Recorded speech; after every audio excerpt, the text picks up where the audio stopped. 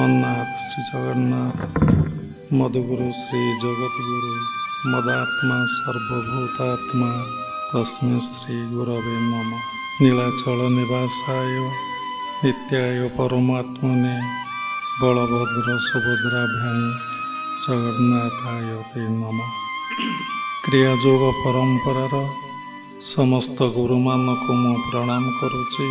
उपस्थित भागवत स्वरूपगण सबरी भितर जगन्नाथ को उपलब्धि करी मु प्रणाम करुछि। आज आम मानक पाई आउ समस्तक पाई शुभ वर्ष हो आउ समस्त दिन गुड़िक आनंद प्रेम अतिवाहित हो। किंतु प्रत्येक दिन अतिवाहित होबारे लागिछि। आम जीवनटा सरी सरी आसुछि किंतु आमर ए विषय सचेतनता नहीं। शଯ୍ୟା त्यागरू शଯ୍ୟା को जीवा पर्यंत आमे कर्म चंचलता कर्म बहुलता कर्म भितर बेसी ही जाऊचे किंतु से कर्म प्रति आमर सचेतनता ही नहीं। कर्म करी चलीचे शोइबाटा मध्य एक कर्म, श्वास प्रश्वासटा नवा एक कर्म, जहाँ करा जाए ता ही कर्म। देखंतु कर्म बहुत बड़, कर्म ही ब्रह्म, कर्म ही यज्ञ, कर्म ही भगवान, कर्म ही दुख, कर्म ही सुख, कर्म ही सबकिछि। तेणु आमे जे पर्यंत जानिने आमे पृथ्वी पृष्ठ को कौन पाइके आसीचे आउ कि कर्म करने को आमे एठाकू आसीचे। समस्ते आमे किंतु कर्म करुचे किंतु कि कर्म करने को एठाकू आसीथिले सेई चेतना आम मानकर नाही। कापई कर्म ब्रह्म होउछि, कापई कर्म यज्ञ होउछि, कापई कर्म आनंददायक होउछि, कापई कर्म दुखदायक होउछि, कापई कर्म सुखदायक होउछि, कापई कर्म बंधनर कारण होउछि, कापई कर्म मुक्ति और मोक्षर कारण मध्य होउछि। तेणु आमे जे पर्यंत जानिने जे आमे कौन पाई ये पृथ्वी पृष्ठ को बा धरा पृष्ठ को आसीथिले जे पर्यंत आमे न जानिचे से पर्यंत आमे अंधकार रे अच्छे। जेतेबेले आमे जानिमा आमे धरा पृष्ठ को केवल भगवत कर्म करिया पई आसीथिले आमे सेतेबेले आलोक रे रहिले बा चेतना रे रहिले। जे पर्यंत आमे जानिने कौन पाई धरा पृष्ठ को मु अवतरण करिथिले बा एठाकू आसीथिले से पर्यंत आपण अंधकार रे अछंती। तेणु समस्ते तो कर्म करुचंती, बिना कर्म रे ए पृथ्वी पृष्ठ रे केई बंची पारिबे नहीं कि रही पारिबे नहीं। जनक पई कर्म ही ब्रह्म, जनक पई कर्म ही ईश्वर, जनक पई कर्म ही आनंद, जनक पई कर्म ही दुख, जनक पई कर्म ही सुख, जन पई कर्म ही बंधन, आउ जनक कर्म स्वर्ग को नौचे, आउ जनक पई कर्म ही नरक को नौचे। समस्त तो कर्म करुचंती, समस्तक पई कर्म एमिति काहींके होउछि कारण कर्मर कौशल काहाकू जଣା नाही। जोग कर्मसु कौशलम। आमे प्रत्येक कर्म करुचे, प्रत्येक कर्मर कौशल आमको जଣା ना किंतु प्रत्येक कर्मर गोटे कौशल अच्छे। तेणु शास्त्र लिखा अच्छे, कौन लिखा अच्छे?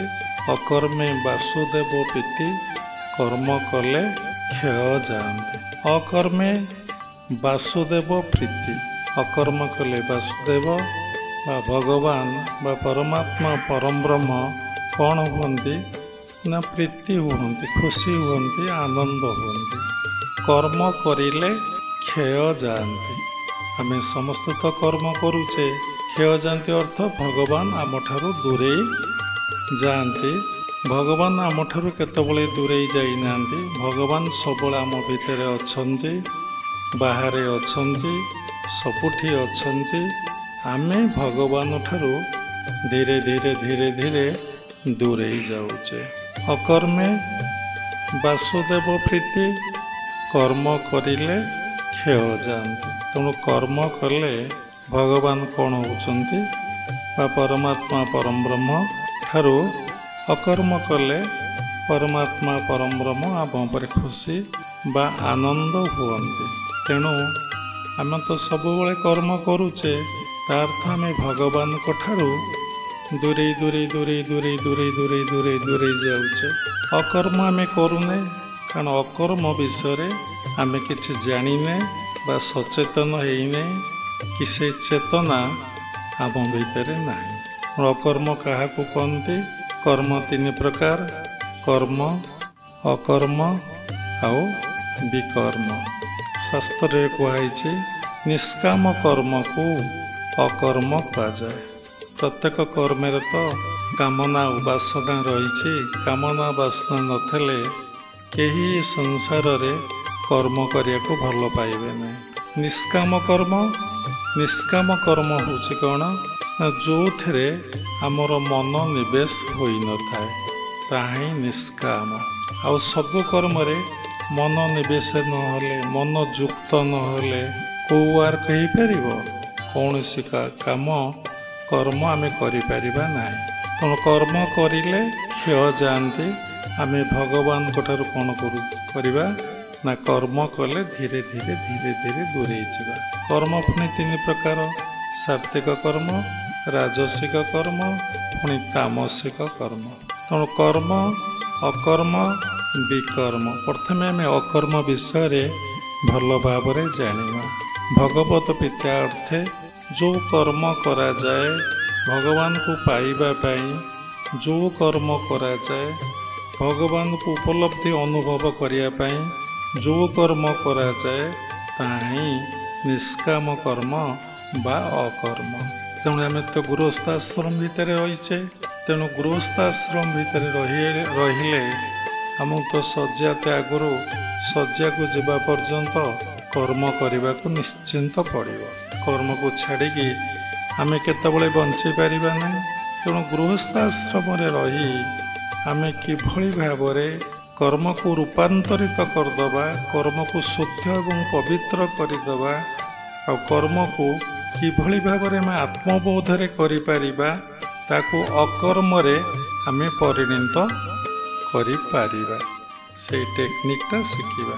ଯେତେବେଳେ ପ୍ରତ୍ୟେକ କର୍ମକୁ, ଯାହାକୁ ଯେଉଁ କର୍ମ ପୂର୍ବଜନ୍ମ ସଂସ୍କାରରୁ ପ୍ରାପ୍ତି ହେଇଛି, ତାକୁ ଭଗବତ କର୍ମ ବୋଲି ଭାବିବେ ବା ଈଶ୍ୱରୀୟ କର୍ମ ବୋଲି ଭାବିବେ। ଏଇ ଚିନ୍ତନ ଆପଣମାନେ କରୁନାହାନ୍ତି। ଏଇ ଚିନ୍ତନ କରିବେ, ଯାହାକୁ ଯେଉଁ କର୍ମ ମିଳିଛି ପ୍ରତ୍ୟେକ କର୍ମ ହିଁ ଭଗବତ କର୍ମ। କାରଣ ଏ ସୃଷ୍ଟି ହେଉଛି ପରମପିତା ପରମବ୍ରହ୍ମଙ୍କର ବା ଭଗବାନଙ୍କର। ଯେତେ କର୍ମ ଏ ସୃଷ୍ଟିରେ ଅଛି, ସମସ୍ତ କର୍ମ ହିଁ ସେଇ ଭଗବାନ ବା ପରମପିତା ପରମବ୍ରହ୍ମ ହିଁ ସୃଷ୍ଟି କରିଛନ୍ତି। କିନ୍ତୁ ଏଇ ଧାରଣା, ଏଇ ଚେତନା ଆମ ଭିତରେ ନାହିଁ। ଆମେ ଭାବୁଛେ କିଏ କର୍ମ କରିଛି? ବାସ୍ତବରେ କର୍ମ କେହି କିଛି କରିନାହାନ୍ତି। ସବୁ ହିଁ ଈଶ୍ୱର ସୃଷ୍ଟି କରିଛନ୍ତି। ଆଉ ସୂକ୍ଷ୍ମରେ ଦେଖିବାକୁ ଗଲେ ସବୁ ହିଁ ଈଶ୍ୱର କରୁଛନ୍ତି, କରାଉଛନ୍ତି। ତେଣୁ ପ୍ରଥମେ ଆମେ କର୍ମକୁ ଶୁଦ୍ଧି ବା ପବିତ୍ର କରିବାକୁ ପଡ଼ିବ। କେମିତି କର୍ମକୁ ଶୁଦ୍ଧି ପବିତ୍ର କରିବା? ନା ପ୍ରତ୍ୟେକ କର୍ମକୁ ଆମେ ଯଦି ଭଗବତ କର୍ମ ବୋଲି ଭାବିବା, ଈଶ୍ୱରୀୟ କର୍ମ ବୋଲି ଭାବିବା, ଠାକୁରଙ୍କ କର୍ମ ବୋଲି ଭାବିବା, ତେଣୁ ପ୍ରତ୍ୟେକ କର୍ମ ଶୁଦ୍ଧି ହେଇଗଲା। ଏବଂ ପ୍ରତ୍ୟେକ କର୍ମ ଶୁଦ୍ଧି ହେଲା ପରେ ଆମେ ତାକୁ କେମିତି କରିବା? ଯଦି ମୁଁ କଲି, ତାହେଲେ ଆମ ଭିତରେ କର୍ତ୍ତା ଭାବଟି ରହିଲା। ଯଦି ଆମ ଭିତରେ କର୍ତ୍ତା ଭାବଟି ରହିଲା, ସେ କର୍ମଟା ଈଶ୍ୱରୀୟ କର୍ମ ହେଲା ନାହିଁ, କି ଈଶ୍ୱରଙ୍କର ପ୍ରୀତ୍ୟା ଅର୍ଥେ ସେ କର୍ମଟି ହେଲାନି। ତେଣୁ କର୍ତ୍ତା ଭାବ ରହିଲେ ମଣିଷ ଭିତରେ ଅହଙ୍କାର ଭାବ ରହିଲା। ଅହଙ୍କାର ଭାବ ଯେଉଁଠି ରହିବ, ଆମେ ଈଶ୍ୱରଙ୍କ ଠାରୁ ବା ସେଇ ପରମପିତା ପରମବ୍ରହ୍ମଙ୍କ ଠାରୁ ଆମେ ଧୀରେ ଧୀରେ ଧୀରେ ଧୀରେ ଦୂରେଇ ଯିବା। ଯେତେବେଳେ ଆମ ଭିତରେ ଅହଙ୍କାର ଭାବଟି ରହିବ ନାହିଁ ଏବଂ ପ୍ରତ୍ୟେକ କର୍ମକୁ ଆମେ ଶୁଦ୍ଧି କଲେ, ଜୀବବୋଧରେ ନ କରି ଆମେ ଆତ୍ମବୋଧରେ କଲେ, ହେ ଭଗବାନ ତୁମେ ମୋ ଭିତରେ ରହି ସମସ୍ତ କର୍ମ କରୁଛ ବା କରାଉଛ, ଯଦି ଏଇ ବୋଧଟା, ଏଇ ଚେତନାଟା ଆପଣଙ୍କ ଭିତରେ ରହିଲା, ତାହେଲେ କର୍ମଟା କ'ଣ ହେଲା? ଶୁଦ୍ଧ ବା ପବିତ୍ର ହେଇଗଲା, ବା ଅକର୍ମରେ ପରିଣତ ହେଲା। ତେଣୁ ଯେକୌଣସି କର୍ମ କଲେ ଆପଣ ତାକୁ ଅକର୍ମରେ ପରିଣତ କରିଦେଇ ପାରିବେ। ପ୍ରଥମେ କର୍ମକୁ ଶୁଦ୍ଧି ପବିତ୍ର କରିବେ। ଆପଣ ଦେଖିଥିବେ ଠାକୁର ପୂଜା ସମୟରେ ବ୍ରାହ୍ମଣମାନେ ବା ପଣ୍ଡିତମାନେ ଫୁଲକୁ ଶୁଦ୍ଧି କରନ୍ତି, କ୍ଷୀରକୁ ଶୁଦ୍ଧି କରନ୍ତି, ଘୃତକୁ ଶୁଦ୍ଧି କରନ୍ତି, ଫଳକୁ ଶୁଦ୍ଧି କରନ୍ତି, ନିଜ ଦେହକୁ ମଧ୍ୟ ଶୁଦ୍ଧି ଏବଂ ପବିତ୍ର କରନ୍ତି। ସେମିତି ପ୍ରତ୍ୟେକ କର୍ମକୁ ଆମେ ଶୁଦ୍ଧି କରିବା। ହେ ଭଗବାନ, ଏ ସଂସାରରେ ଯେତେ କର୍ମ ସବୁ କର୍ମ ହିଁ ତୁମର, ଏବଂ ପ୍ରତି କର୍ମ ଈଶ୍ୱର ମୋ ଭିତରେ ରହି କରୁଛନ୍ତି, କରାଉଛନ୍ତି ବୋଲି ଆପଣ ଭାବିବେ। ଯଦି ମୋ ଭିତରେ ଈଶ୍ୱର ରହି କରୁଛନ୍ତି, କରାଉଛନ୍ତି ଭାବିବେ, ବା ଆତ୍ମବୋଧରେ ସବୁ କାମ ଆପଣ କରିବେ, ପ୍ରତ୍ୟେକଟି କର୍ମ କ'ଣ ହେବ? ଅକର୍ମରେ ପରିଣତ ହେଇଯିବ। ପ୍ରତ୍ୟେକଟି କର୍ମ ଆପଣ ପାଇଁ ଯଜ୍ଞ ହେଇଯିବ, ଏବଂ ପ୍ରତ୍ୟେକଟି କର୍ମ ଆପଣ ଈଶ୍ୱରଙ୍କୁ କ'ଣ କଲେ? ଅର୍ପିତ କରିଦେଲେ। ସେ କର୍ମ ହିଁ ବ୍ରହ୍ମ, ସେଇ କର୍ମ ହିଁ କ'ଣ? ସ୍ୱର୍ଗ। ସେଇ କର୍ମ ହିଁ ମୁକ୍ତି ବା ମୋକ୍ଷର କାରଣ ହେବ। ଯେତେବେଳେ ଆପଣ ଏସବୁ କର୍ମ ମୋର, ଏସବୁ କର୍ମ ମୁଁ କରୁଛି, ଏସବୁ କର୍ମ ମୋ ଦ୍ୱାରା ସମ୍ଭବପର ଆପଣ ଯେତେବେଳେ ଭାବିଲେ, କ'ଣ ହେବ ନା କର୍ମ କରିଲେ କ୍ଷୟ ଯାଆନ୍ତି। କ୍ଷୟ ଯାଆନ୍ତି ଅର୍ଥ ଆପଣ ସେଇ ଭଗବାନଙ୍କ ଠାରୁ, ପରମପିତା ପରମ ବ୍ରହ୍ମ ଠାରୁ ଆପଣ ଧୀରେ ଧୀରେ ଧୀରେ ଧୀରେ ଧୀରେ ଧୀରେ ଧୀରେ ଧୀରେ ଆପଣ ଦୂରେଇ ଯିବେ। ତେଣୁ ଅକର୍ମେ ବାସୁଦେବ ପ୍ରୀତି, କର୍ମ କରିଲେ କ୍ଷୟ ଯାଆନ୍ତି। ପୁଣି ଅକର୍ମ କାହାକୁ କୁହାଯାଉଛି ନା, ଏଇଟା ସିନା ଗୃହସ୍ଥାଶ୍ରମ ପାଇଁ କୁହାଗଲା, ପୁଣି ବ୍ରହ୍ମଚାରୀ ଆଶ୍ରମ ଅଛି, ସନ୍ନ୍ୟାସ ଆଶ୍ରମ ଅଛି, ବାନପ୍ରସ୍ଥ ଆଶ୍ରମ ଅଛି। ତେଣୁ ଯେଉଁମାନେ ସଂସାର ତ୍ୟାଗ କରିଛନ୍ତି ସେମାନେ କେବଳ ଭଗବତ ବିଦ୍ୟାର୍ଥେ କର୍ମ କରନ୍ତି। କ'ଣ? ନିଷ୍କାମ କର୍ମକୁ ଅକର୍ମ କୁହାଯାଏ। ନିଷ୍କାମ କର୍ମ ଯେଉଁଥିରେ ମନୋନିବେଶ ହେଉନାହିଁ। ତେଣୁ କେଉଁଥିରେ ମନୋନିବେଶ ହେଉନାହିଁ ଆମ ଭିତରେ କର୍ମଟି ଚାଲିଛି ନା, ଆମ ଭିତରେ ଗୋଟିଏ କର୍ମ ଚାଲିଛି, ତାହା ହେଉଛି ଶ୍ୱାସ ପ୍ରଶ୍ୱାସର କର୍ମ। ସେଇ ଶ୍ୱାସ ପ୍ରଶ୍ୱାସ କର୍ମରେ କାହାର ମନୋନିବେଶ ନାହିଁ। ଆପଣ କଥା କହିଲେ ଶ୍ୱାସ ପ୍ରଶ୍ୱାସ ଚାଲିଛି, ବସିଲେ ଶ୍ୱାସ ପ୍ରଶ୍ୱାସ ଚାଲିଛି, ଉଠିଲେ ଶ୍ୱାସ ପ୍ରଶ୍ୱାସ ଚାଲିଛି, ଶୋଇଲେ ଶ୍ୱାସ ପ୍ରଶ୍ୱାସ ଚାଲିଛି, ପାଠ ପଢ଼ିଲେ ଶ୍ୱାସ ପ୍ରଶ୍ୱାସ ଚାଲିଛି, ଗାଡ଼ି ଚଲେଇଲେ ମଧ୍ୟ ଆପଣଙ୍କର ଶ୍ୱାସ ପ୍ରଶ୍ୱାସ ଚାଲିଛି। ଯେତେବେଳେ କାମ କରନ୍ତୁ ନା କାହିଁ, ଯେକୌଣସି କାମ କରନ୍ତୁ ନା କାହିଁ, ଆପଣଙ୍କର ଶ୍ୱାସ ପ୍ରଶ୍ୱାସ ଚାଲିଛି। ସେଥିରେ ଆମର ମନ ନିବେଶ ନାହିଁ। ଆମ ଭିତରେ କିଏ ଅଛନ୍ତି, ସେ କେଉଁଠି ଅଛନ୍ତି, କେମିତି ଅଛନ୍ତି, ଶ୍ୱାସ ପ୍ରଶ୍ୱାସର କର୍ମଟା ଆମ ଭିତରେ ରହି କରୁଛନ୍ତି, ସେଇ ଚେତନା ଆମ ଭିତରେ ନାହିଁ।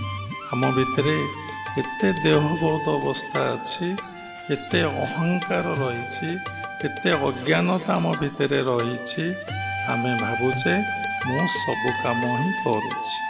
କିନ୍ତୁ ଶ୍ୱାସ ପ୍ରଶ୍ୱାସ ଦ୍ୱାରା ସବୁ କର୍ମ ଯେ ହେଉଛି, ଯଦି ଶ୍ୱାସ ପ୍ରଶ୍ୱାସ ନ ଚାଲିବ ଆମର କୌଣସି କର୍ମ ହେଇପାରିବ ନାହିଁ। ମଲା ଲୋକ କ'ଣ କାମ କରେ? ଜୀବନ୍ତ ଲୋକ ଭିତରେ ଶ୍ୱାସ ପ୍ରଶ୍ୱାସ ଥାଏ, ମଲା ଲୋକ ଭିତରେ ଶ୍ୱାସ ପ୍ରଶ୍ୱାସ ନଥାଏ। ଯେତେବେଳେ ଶ୍ୱାସ ପ୍ରଶ୍ୱାସ ଆମ ଭିତରେ ନାହିଁ, ଆମେ କୌଣସି କାମ କରିପାରିବା ନାହିଁ। କିନ୍ତୁ ଆମର ଚେତନା ନାହିଁ ଯେ ଆମେ ଥରେ ଶ୍ୱାସ ପ୍ରଶ୍ୱାସ ପାଖରେ ମନ ରଖିନେ, এই ଶ୍ୱାସ ପ୍ରଶ୍ୱାସ ଦ୍ୱାରା ସମସ୍ତ କର୍ମ ଯେ ଚାଲିଛି, ଆମର ଏ କଥା ମନେ ନାହିଁ। ଆମେ ଜପ କରିବା, ଧ୍ୟାନ କରିବା, ସତ୍ସଙ୍ଗ କରିବା, ଠାକୁର ପୂଜା କରିବା, ଭଗବାନଙ୍କର ପ୍ରୀତ୍ୟାର୍ଥେ ରୋଷେଇ କରିବା, କି ଖାଦ୍ୟ ପ୍ରସ୍ତୁତ କରିବା, ଯାହା କିଛି କରିବା, ସବୁକିଛି ହେଉଛି ଶ୍ୱାସ ପ୍ରଶ୍ୱାସ ଦ୍ୱାରା। ତେଣୁ ସେଇ ଶ୍ୱାସ ପ୍ରଶ୍ୱାସ ପାଖରେ ଆମର ମନଟି ନାହିଁ। କିନ୍ତୁ ଆମେ ସମସ୍ତ କାମ କରୁଛେ। ଯଦି ଶ୍ୱାସ ପ୍ରଶ୍ୱାସ ପାଖରେ ଆମେ ମନକୁ ରଖିବା, ଶ୍ୱାସ ପ୍ରଶ୍ୱାସ ପାଖରେ ଆମେ ଚେତନାକୁ ରଖିବା, ଦେଖିବା ସେଇ ପରମାତ୍ମା ପରମ ବ୍ରହ୍ମ ଆମ ଭିତରେ ସହସ୍ରାରେ ରହି ଶ୍ୱାସ ପ୍ରଶ୍ୱାସ ନେଉଛନ୍ତି ଏବଂ ଛାଡ଼ୁଛନ୍ତି। ସେ ସେଇଠି ଅଛନ୍ତି ସପ୍ତମ ଚକ୍ରରେ। ଆମ ଭିତରେ 7ଟି ଚକ୍ର ଅଛି। ଆପଣମାନେ ସମସ୍ତେ ଜାଣିଛନ୍ତି ସହସ୍ରାରେ ରହି ପରମପିତା ପରମବ୍ରହ୍ମ ଶ୍ୱାସ ପ୍ରଶ୍ୱାସ ନେଉଛନ୍ତି ଏବଂ ଛାଡ଼ୁଛନ୍ତି। ସେଥିଲାଗି ଆମେ ସମସ୍ତ କର୍ମ କରିପାରୁଛେ, କିନ୍ତୁ ଅଜ୍ଞାନତାରୁ ଅହଙ୍କାରରୁ ଆମର ବୋଧ ହେଉଛି ଆମେ ସମସ୍ତ କର୍ମ କରୁଛେ। ଯଦି ଶ୍ୱାସ ପ୍ରଶ୍ୱାସ ନ ଚାଲିବ ଆମେ କୌଣସି କର୍ମ କରିପାରିବା ନାହିଁ। ତେଣୁ ଆମେ ସଂସାର ଭିତରେ ରହି ଗୃହସ୍ଥ କର୍ମ କରିସାରିଲା ପରେ ଆମେ କିଛି ସମୟ ସାଧନାରେ ସମସ୍ତେ ବସିବା। ସକାଳ ହେଉ, ସନ୍ଧ୍ୟାରେ ହେଉ, ବ୍ରାହ୍ମ ମୁହୂର୍ତ୍ତରେ ହେଉ, କ'ଣ କରିବା ନା ସେଇ ଅକର୍ମରେ ମନଟାକୁ ରଖିବା, ଶ୍ୱାସ ପ୍ରଶ୍ୱାସରେ ମନ ରଖିବା। ପଞ୍ଚସଖା ଆମର ଲେଖିଛନ୍ତି, ଅଚ୍ୟୁତାନନ୍ଦ କ'ଣ ଲେଖିଛନ୍ତି ନା ବାଇ ମନହୁ ବସି ହଂସକୁ ଖେଳା, ହଂସ ଉଡ଼ିଗଲେ ବୁଡ଼ିବ ଭେଳା। ଯୋଗ ଶାସ୍ତ୍ରରେ ଶ୍ୱାସ ପ୍ରଶ୍ୱାସକୁ କ'ଣ କୁହାଯାଏ ନା ହଂସ କୁହାଯାଏ। ତେଣୁ ସେଇ ହଂସରେ ଯଦି ମନ ରଖିବେ, ଶ୍ୱାସ ପ୍ରଶ୍ୱାସରେ ମନକୁ ରଖିବେ, ତାହେଲେ ଭଗବାନ ଆପଣଙ୍କ ଉପରେ ଖୁସି ହେବେ ବା ପ୍ରୀତି ହେବେ ବା ଆନନ୍ଦ ହେବେ। ଗୋଟେ ଛୋଟିଆ କଥାଟେ ଦେଖନ୍ତୁ, ଆପଣ ସବୁବେଳେ କର୍ମ ଚଞ୍ଚଳତା ଭିତରେ, କର୍ମ ଜଞ୍ଜାଳ ଭିତରେ ବ୍ୟସ୍ତ ରହୁଛନ୍ତି। ଆପଣଙ୍କୁ ସିନା ସମୟ ମିଳିଲେ ଆପଣ କାହାର କାମ କରିବା ପାଇଁ ଯିବେ। ଆପଣ ଯଦି ସବୁବେଳେ ଏନଗେଜ୍ ଭିତରେ ରହୁଛନ୍ତି, ଆଉ କାହାର ସେବା କାମ କରିବା କ'ଣ ଯାଇପାରିବେ? ଆପଣଙ୍କର କର୍ମ କମିଲେ ବା କର୍ମ ଜଞ୍ଜାଳରୁ, କର୍ମ ଚଞ୍ଚଳତାରୁ ଆପଣ ଅବସର ନେଲେ ଭଗବାନ କ'ଣ ହେବେ? ଆପଣ କାହାର କାମ କରିବା ପାଇଁ ଯିବେ। ଯଦି ଆପଣ କର୍ମରେ ଆପଣ ବହୁତ ବ୍ୟସ୍ତ ଅଛନ୍ତି, ପୁରା ନନଷ୍ଟପ୍ ଆପଣ କାମ ପୁରା ପ୍ୟାକ୍ ହେଇଅଛି, ଆପଣ କୌଣସି ଜାଗାରେ କାହାର କାମକୁ ଯିବା ପାଇଁ ଶ୍ରଦ୍ଧା ବା ଆଗ୍ରହ କରିବେ ନାହିଁ। ସେଇଭଳି ପରମପିତା ପରମବ୍ରହ୍ମ ଆମ ଭିତରେ ରହି ସବୁ ସମୟରେ ଶ୍ୱାସ ପ୍ରଶ୍ୱାସ ନେଉଛନ୍ତି ଏବଂ ଛାଡ଼ୁଛନ୍ତି। ତେଣୁ ତାଙ୍କୁ ସମୟ ନାହିଁ। ଆମେ ଯଦି ଶ୍ୱାସ ପ୍ରଶ୍ୱାସ ନେବା ଏବଂ ଛାଡ଼ିବା, ତାହେଲେ ଭଗବାନ ଆଉ ନେଲେ ନାହିଁ। ଆମେ ନେଲେ, ଆମେ ଛାଡ଼ିଲେ, ଆମ ଭିତରେ ଯେଉଁ ଈଶ୍ୱର ଅଛନ୍ତି ତାଙ୍କୁ ସମୟ ମିଳିବ। ତେଣୁ ସେ ତୁମର ସମସ୍ତ ସେବା କରିଦେବେ। ତେଣୁ ଯେଉଁ ସାଧକ ବା ସାଧିକା ଯେଉଁଠି ଥାଆନ୍ତୁ, ଯଦି ଅକର୍ମ କରି ଚାଲିବେ, ତାଙ୍କର ସମସ୍ତ କର୍ମ ଭଗବାନ କାହା ମାଧ୍ୟମରେ, କାହା ଦ୍ୱାରା ନିଶ୍ଚିନ୍ତ ଭାବରେ କରେଇଦେବେ, ନିଶ୍ଚିନ୍ତ ଭାବରେ କରେଇଦେବେ। ତେଣୁ ଅକର୍ମେ ବାସୁଦେବ ପ୍ରୀତି, କର୍ମ କରିଲେ କ୍ଷୟ ଯାନି। ତେଣୁ ଆମେ ଅକର୍ମ କେହି କରୁନେ, ବାସୁଦେବ ଆମ ଉପରେ ପ୍ରୀତି ନାହାନ୍ତି ବା ଆନନ୍ଦ ନାହାନ୍ତି ବା ଖୁସି ନାହାନ୍ତି। ତେଣୁ କର୍ମ କରିଲେ କ୍ଷୟ ଯାଆନ୍ତି। ଆମେ କର୍ମ କରି ଚାଲିଛେ, ତେଣୁ ଭଗବାନଙ୍କ ଠାରୁ ଏ ମନ ଆମକୁ ଧୀରେ ଧୀରେ ଧୀରେ ଧୀରେ ଧୀରେ କ'ଣ ହେଉଛି ନା ଦୂରେଇ ନେଉଛି, ଯାହାଫଳରେ ଆମ ଜୀବନଟା ଦୁଃଖ, ଯନ୍ତ୍ରଣା, କଷ୍ଟରେ ପରିପୂର୍ଣ୍ଣ ହେଉଛି, ପରିପୂର୍ଣ୍ଣ ହିଁ ରହୁଛି। ତେଣୁ ଆମେ କର୍ମଟାକୁ ରୂପାନ୍ତରିତ କରି ଶୁଦ୍ଧ କରିଦେବା, ପବିତ୍ର କରିଦେବା, କର୍ତ୍ତାଭାବ ନ ରଖି ଆତ୍ମବୋଧରେ ଆମେ ଆମ କର୍ମକୁ କରିଚାଲିବା। ଯଦି କରିଚାଲିବା, ତାହେଲେ କ'ଣ ହେଲା ନା ପ୍ରତ୍ୟେକ କର୍ମ ହିଁ ଅକର୍ମରେ ପରିଣତ ହେଇଗଲା। କର୍ମ 3 ପ୍ରକାର କହିଲେ। ଅକର୍ମ, ନିଷ୍କାମ କର୍ମକୁ ହିଁ ଅକର୍ମ କହନ୍ତି। ଶ୍ୱାସ ପ୍ରଶ୍ୱାସର ସାଧନାକୁ ଅକର୍ମ କହନ୍ତି।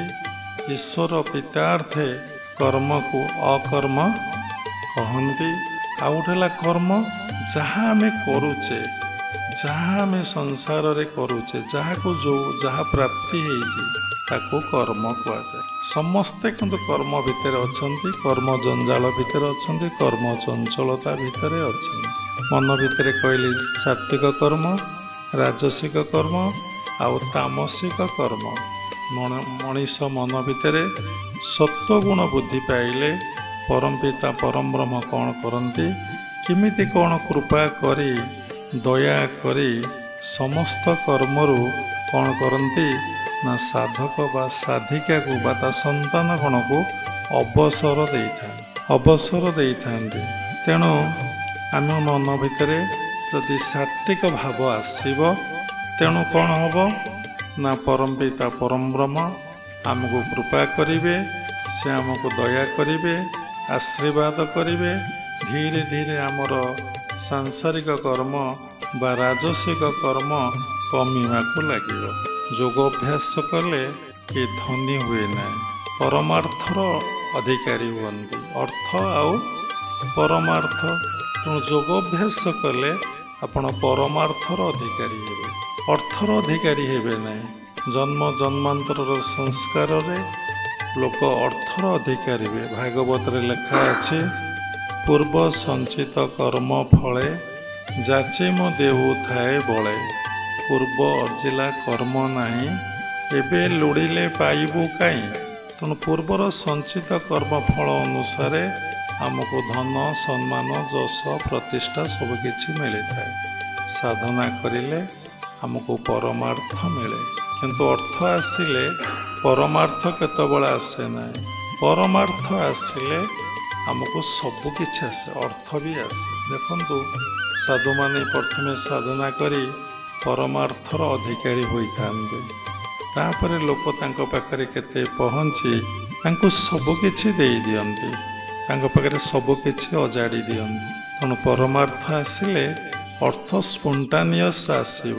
ତେଣୁ ଆମେ ତ ଏ କଥା ଜାଣିନେ, ଆମେ ସବୁବେଳେ ଭାବୁଛେ କର୍ମ ନ କଲେ ଆମକୁ କେତେବେଳେ ଅର୍ଥ ପ୍ରାପ୍ତି ହେବ ନାହିଁ।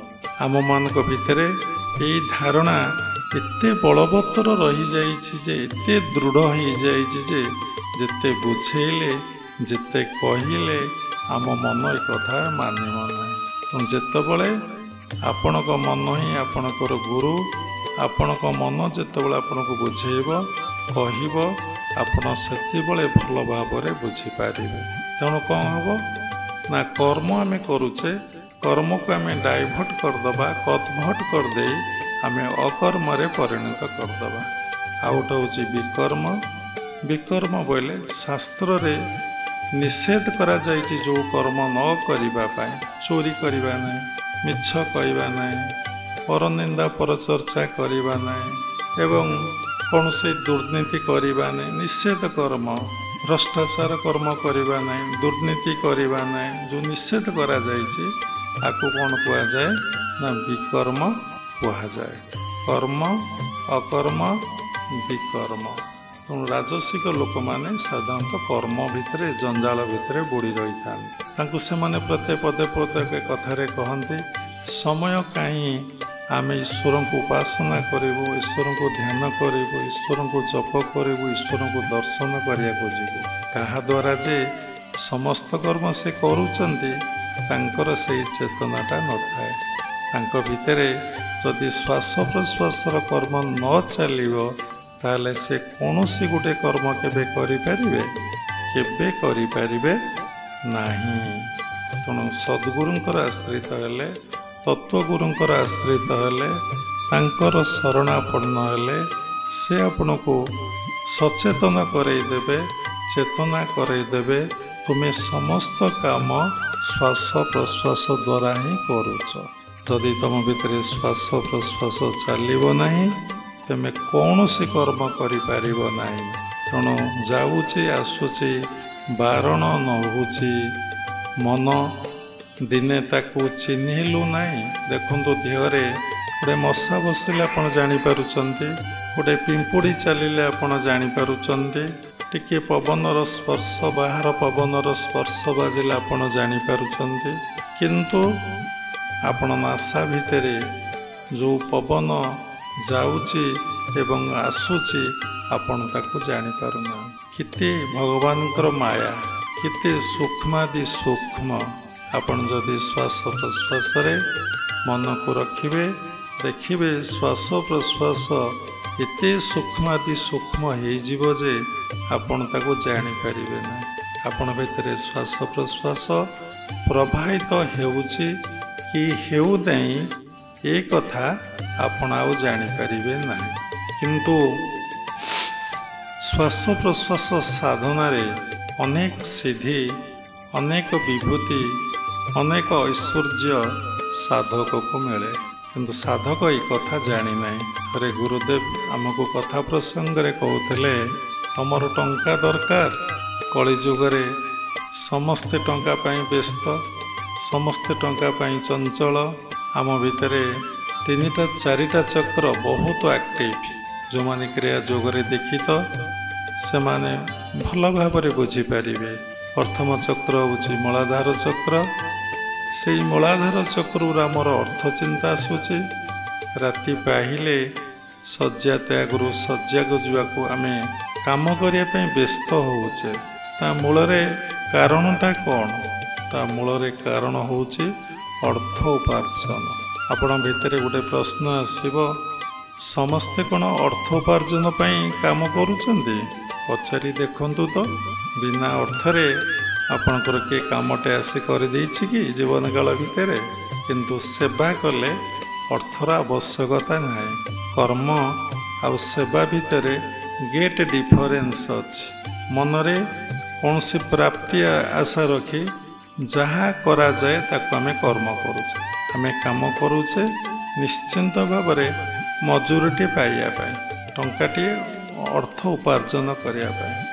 ଯଦି ଆମେ ସେବା କରିବା ତାହେଲେ ଆମଙ୍କ ଭିତରେ କୌଣସି ପ୍ରାପ୍ତି ଆଶା ନଥିବ। ମୁଁ ସେବା କଲି, ପୁଣି ସେବାଟାକୁ ଆତ୍ମବୋଧରେ କରିବେ, ଭଗବତ ବୋଧରେ କରିବେ।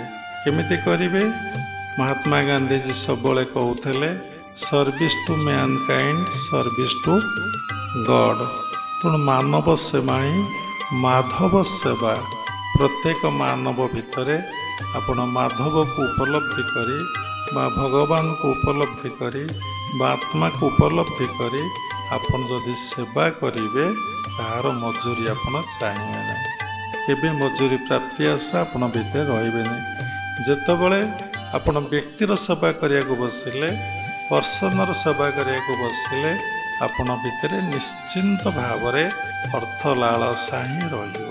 ତେଣୁ ସେବାକୁ ଓଲଟେଇ ଦେଲେ କ'ଣ ହୁଏ ନା, ବାସେ ଯିଏ ସେବା କରି କରି ଯାଇଛି, ଦିନ ଆସିବ ନିଶ୍ଚିନ୍ତ ଭାବରେ ସେ ତ ଅର୍ଥ ଉପାର୍ଜନ କରିନାହିଁ, କିନ୍ତୁ ଭଗବାନ ତାକୁ ଏଭଳି ଗୋଟେ ପୁରସ୍କାର ଦେବେ, ଏଭଳି ଗୋଟେ ରିୱାର୍ଡ଼ ଦେବେ, ପ୍ରାଇଜ୍ ଦେବେ, ଭାଷାରେ ବ୍ୟକ୍ତ କରିହେବନି। ଏ ଅର୍ଥ ଆସିବ ଚାଲିଯିବ।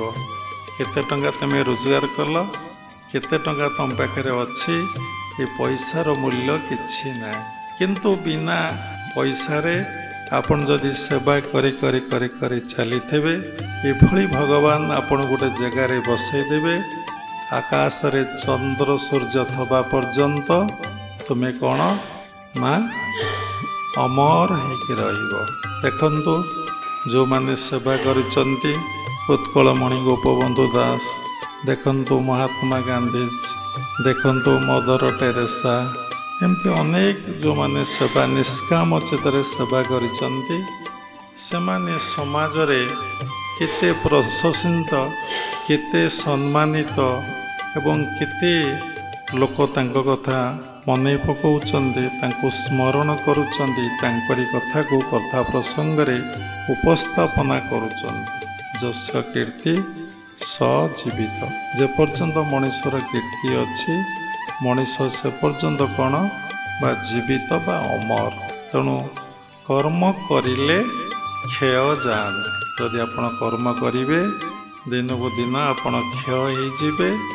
ଆପଣଙ୍କୁ କେହି ଚିହ୍ନିବେ ନାହିଁ, କେହି ଜାଣିବେ ନାହିଁ, କି ଆପଣଙ୍କୁ ଆପଣଙ୍କର ସନ୍ତାନ ଗଣ କି ଆପଣଙ୍କର ଉତ୍ତରାଧିକାରୀ ଆପଣଙ୍କୁ କ'ଣ କରିବେ ନା ମନେ ରଖିବେ ନାହିଁ। ତେଣୁ କର୍ମ ତ୍ୟାଗ କରିବାକୁ ଭଗବାନ ଅର୍ଜୁନକୁ କୌଣସି ଜାଗାରେ ଭଗବତ ଗୀତାରେ କହିନାହାନ୍ତି, କିନ୍ତୁ କ'ଣ କରିଛନ୍ତି ନା, ହେ ଅର୍ଜୁନ, ତୁମେ କର୍ତ୍ତା ଭାବ ତ୍ୟାଗ କର। କର୍ତ୍ତା ଭାବ ଯେତେବେଳେ ତ୍ୟାଗ ହେବ, ଆପଣଙ୍କ ଭିତରେ ଆଉ ଫଳ ଆଶା ରହିବ ନାହିଁ। ଯେପର୍ଯ୍ୟନ୍ତ ଆପଣଙ୍କ ଭିତରେ କର୍ତ୍ତା ଭାବ ଅଛି, ନିଶ୍ଚିନ୍ତ ଭାବରେ ଆପଣଙ୍କ ଭିତରେ ଫଳ ଆଶା ହିଁ ରହିବ। ତେଣୁ ଦେଖନ୍ତୁ, କର୍ମ ହିଁ ବନ୍ଧନରେ ପକାଏ, କର୍ମ ହିଁ ସ୍ୱର୍ଗକୁ ନିଏ, କର୍ମ ହିଁ ନର୍କକୁ ନିଏ, कर्म ही मुक्ति मोक्षर कारण हुए। केमिति जेतेबेले आपण भितर कर्ता भाव रहिला आपण कर्म कले से कर्म आपण को बंधन रे पकईदेव निश्चिंत भाव में। विभिन्न प्रकार कर्म रे आपण जो बांधी गले कर्म करने द्वारा गोटे कर्म द्वारा अनेक कर्म सृष्टि हम आपण बांधी गले जितेबाला बांधी गले आपण बंधन रे पड़गले। कर्म जदि आत्मबोधरे करेंगे भगवत बोधरे करेंगे ईश्वरीय बोधरे करेंगे ताले से कर्म आपण को मोक्ष करईदेव। आपण कौथे बांधी हेबेनि किंतु सबू काम आपणकर चली जितेबले आपण संपूर्ण भाव में सब छाड़ी देकी जदि अकर्म कले निष्काम कर्म कले से श्वास प्रश्वासर साधना आपण जदि कले ताहले भगवान प्रीति हेबे आनंद हेबे। भगवान मनीष ठारे कौन देखिले खुशी हुंते भागवत रे उल्लेख अच्छे मनुष्य देहे दिव्य ज्ञान देखि संतोष भगवान। तेणु मनीष ठारे भगवान शिक्षित अशिक्षित कथा कहुई नहीं कौन सी जातिभेद कथा कहुई नहीं कौन सी साधु सन्यासी वैष्णव कथा कहुई नहीं। ये भगवान गोटे कथा कहते मनुष्य देहे दिव्य ज्ञान देखि संतोष प्रभु भगवान। तो मनीष ठारे भगवान कौन देखिले संतुष्ट हुंती ना दिव्य ज्ञान देखिले संतुष्ट हुंती। तो जदि आम अकर्म करिबा निष्काम कर्म करिबा आम भितर दिव्य ज्ञान ही आसे। मनरे प्रश्न उठे आम भीतर तो ज्ञान अच्छे आम समस्ते पाठ पढ़ीचे उच्च शिक्षित तेणु आम भीतर तो ज्ञान अच्छे किंतु भगवान ज्ञान देखिले संतुष्ट होंगे नहीं। भगवान भागवत रे कहउचंती मु दिव्य ज्ञान देखिले संतुष्ट होंगे मु नॉलेज देखिले संतुष्ट हुए नहीं मु डिवाइन नॉलेज देखिले कौन हुए ना संतुष्ट हुए। तेणु दिव्य ज्ञानटा कौन मनरे प्रश्न उठुथब साधना करने प्रथम ज्ञानर आवश्यकता अच्छी। जदि ज्ञानर आवश्यकता नथिबो जदि ज्ञानर आवश्यकता नहीं ताले आम साधना करिपारिबा नहीं। जंती प्रत्येक काम करने आमको नॉलेज दरकार। जड़े डॉक्टर ऑपरेशन करिवो ऑपरेशन विषय ज्ञान थब जड़े संसार जेकोसी कर्म अच्छी जदि से कर्म विषय ज्ञान नथब अधिक कर्म अच्छी प्रत्येक कर्म विषय तार जदि नॉलेज नथिबो से कर्मटा को कौन से करिपारिबो। तेणु भगवान को पाइबा आमको प्रथमे आध्यात्मिक ज्ञान दरकार। केमिति आमे बसिबा आमे गुरुठार शिखा आमे सब सीधा बसिबा मेरुदंड ग्रीवा मस्तिष्क को सबुबले सीधा रखा ऑलवेज स्पाइन स्ट्रेट। भगवत गीतारे भागवत रे भगवान ए विषय स्पष्ट भाव में कहते समं काय शिर ग्रीवं तमर काय शिर ग्रीवा को सबुबले सीधा रख। भागवत रे उल्लेख अच्छे सम आसन बसी धीरे समीर सम तले बरे। तेणु जदि आप समान भाव में बसबे आपणकर सब बालांस माइंड हम इनबालांस माइंड हम ना। श्वास प्रश्वास सूक्ष्मादि सूक्ष्म हवा को लगे एवं आपणकर रोग प्रतिरोध शक्ति आपणक देह वृद्धि पाइबारे लगे। तेणु जदि आम सब बंका बसवा बा बेक को लेफ्ट को रखा राइट को रखा फ्रंट को रखा बैक को रखा ताले आमर इनबालांस माइंड हम बालांस माइंड हम। संसार रे काहारी मन स्थिर नुहे काहारी मन शांत नुहे काहारी मन पूर्ण नुहे। आम सबु कर्म सबु जिनस प्राप्ति आम बहुत प्रयास करुचे बहुत उद्यम करुचे। पाठ पढ़िया केते परिश्रम चाकरी करने केते परिश्रम एवं जेकोसी काम जेकोसी कर्म प्राप्ति आमको केते परिश्रम करने को पड़ुछि। गोटे घरटे करने केते परिश्रम। तेणु सबु काम आम परिश्रम करुचे। खाद्य रोषे कर खायापी आमको केते परिश्रम करने को पड़ुछि। सबु कर्म आमको परिश्रम करने को पड़ुछि। किंतु ତା ଦ୍ୱାରା ମନ ଶାନ୍ତ ହେଉନି, ମନ ସ୍ଥିର ହେଉନି, ମନର ଚଞ୍ଚଳତା ବୃଦ୍ଧି ପାଉଛି, ଡେ ବାଇ ଡେ ମନର ଅସ୍ଥିରତା ବୃଦ୍ଧି ପାଉଛି। କିନ୍ତୁ ଆମେ ମନକୁ କେମିତି ସ୍ଥିର କରିବା, ମନକୁ ଶାନ୍ତ କରିବା, ମନକୁ ସବୁଥିରୁ ନିବୃତ୍ତି କରିବା, ଆଉ ମନ କେମିତି ପରିପୂର୍ଣ୍ଣ ହେଇଯିବ, ଏ ବିଷୟରେ ଆମେ ଆଦୌ ସଚେତନ କେହି ଆମମାନେ ନାହୁଁ। ତେଣୁ ଯଦି ଆପଣ ସିଧା ବସିବେ, ମେରୁଦଣ୍ଡ ଗ୍ରୀବା ମସ୍ତିଷ୍କକୁ ସିଧା ରଖିବେ, ସବୁ ସମୟରେ ଦେଖିବେ ଆପଣଙ୍କ ମନ ଶାନ୍ତ ହୋଇଯିବ, ଆପଣ ମନ ସ୍ଥିର ହୋଇଯିବ, ଆଉ ମନର ଚଞ୍ଚଳତାର ବିନାଶ ଅବସାନ ଘଟିବ। କିନ୍ତୁ ଆମେ ଏ ବିଷୟରେ ସଚେତନ ନୁହଁ। ପ୍ରତ୍ୟେକ କର୍ମ ବିଷୟରେ ଆମକୁ ଭଲ ଭାବରେ ବୁଝିବାକୁ ପଡ଼ିବ ଏବଂ ଜାଣିବାକୁ ପଡ଼ିବ। ତେଣୁ ମଣିଷ ଭିତରେ ଦିବ୍ୟ ଜ୍ଞାନ କେମିତି ଆସିବ? ତେଣୁ ଜ୍ଞାନ ଆସିଲେ ସାଧନା କରିବେ, ସାଧନା କରିଲେ ଆପଣଙ୍କ ଭିତରେ କ'ଣ ହେବ ନା ଦିବ୍ୟ ଜ୍ଞାନ ଆସିବ। ତେଣୁ ଆମେ ସଗୁଣ ସାଧନା କରିବା କି ନିର୍ଗୁଣ ସାଧନା କରିବା?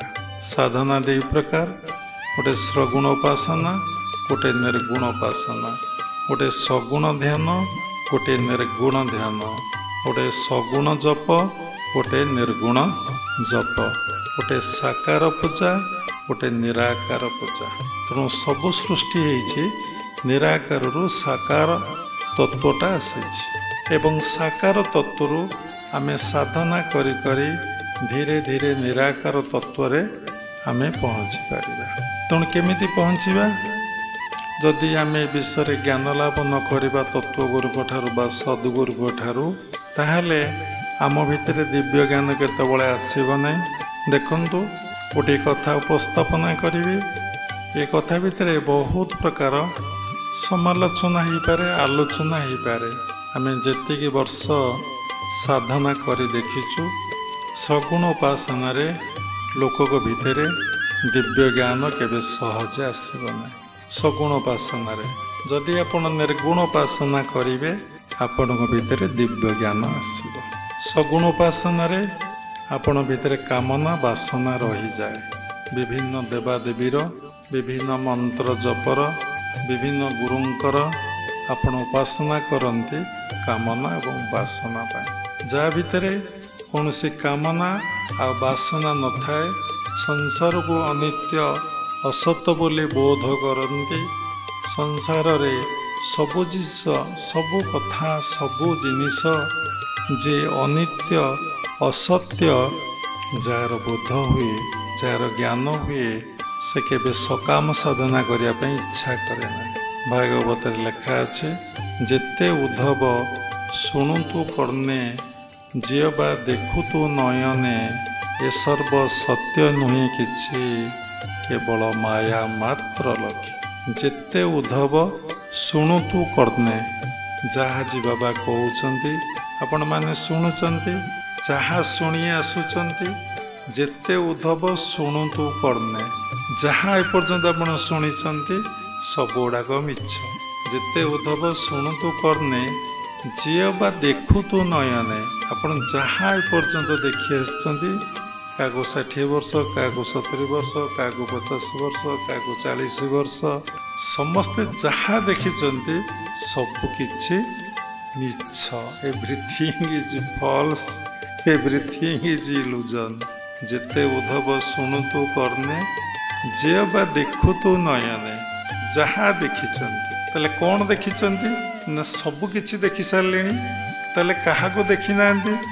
ମନରେ ପ୍ରଶ୍ନ ଉଠେ, ଯିଏ ସୃଷ୍ଟିର ସ୍ରଷ୍ଟା, ଯିଏ ଈଶ୍ୱର ବା ଭଗବାନ ବା ପରମାତ୍ମା ପରମବ୍ରହ୍ମ ବା ଜଗତର ନାଥ ଜଗନ୍ନାଥ, ଆମେ ତାକୁ ଦେଖି ଆଉ ସବୁ ଦେଖିଛୁ।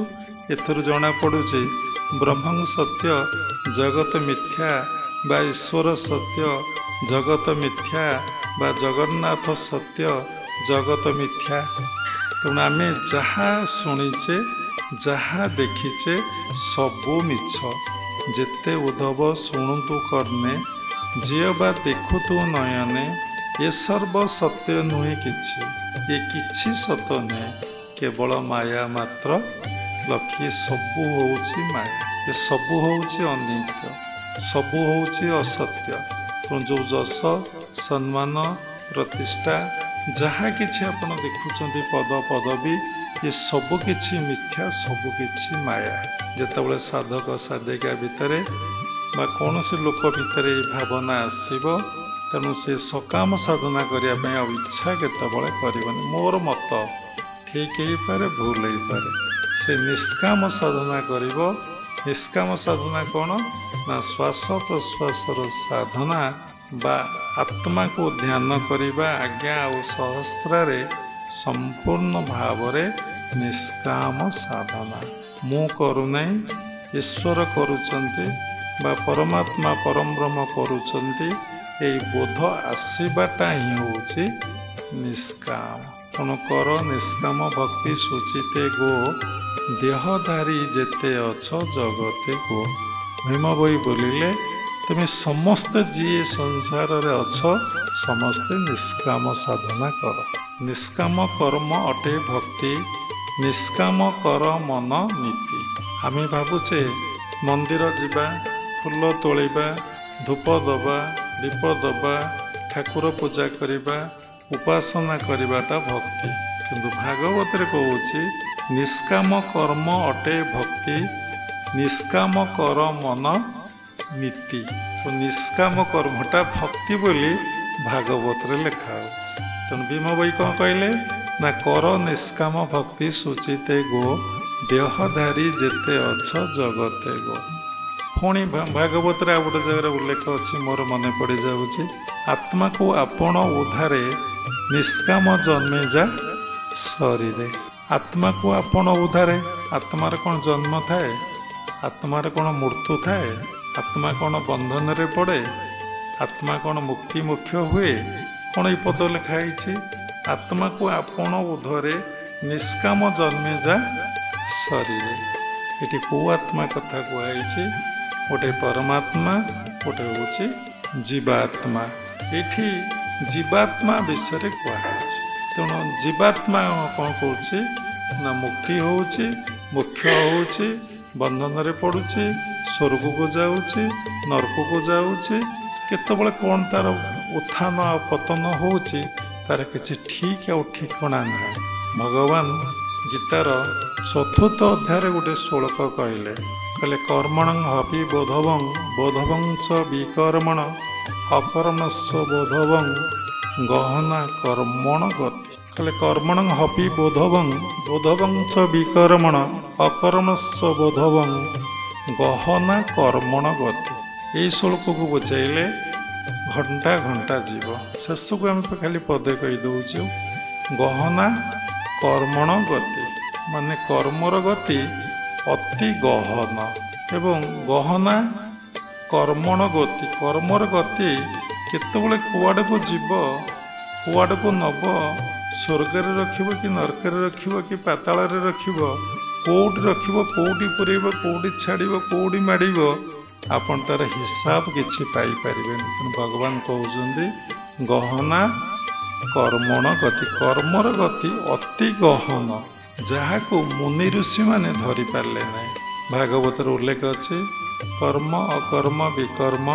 ये तीन कहती निगम जो मैंने गुण उपासक लोक से निगम कहुए तेणु कर्म अकर्म विकर्म ये तीन कहती निगम पुणी ये उद्धव भगवान को पचारुचंती कि कर्म करी भबु हेबी पार कहे कमलार बर कि कर्म करी भबु हेबी पार समस्त तो कर्म करुचंती पुणी कि कर्म करी भबु हेबी पार कहे कमलार बर तेणु कौटू आम कथाटा आसला आत्मा को आपण उधरे निष्काम जन्मे जा शरीर तेणु ये जीवात्मा कथा कहुई ये जीवात्मा को उद्धार करिया को हेले आमको कौन कर्म करिया पड़िबो ना निष्काम कर्म करिया तेणु जेते कर्म अच्छी सकाम कर्म जदि आपण करिवे ताहले आपण उद्धार हो पारिबे ना ये कॉन्शियसनेस ये चेतना